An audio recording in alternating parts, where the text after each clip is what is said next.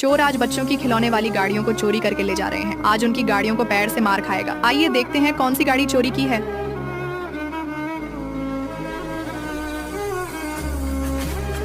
यही गाड़ी चोरी की है, लेकिन उसे देखने से पहले बेटा मुझे देखकर इग्नोर मत करना।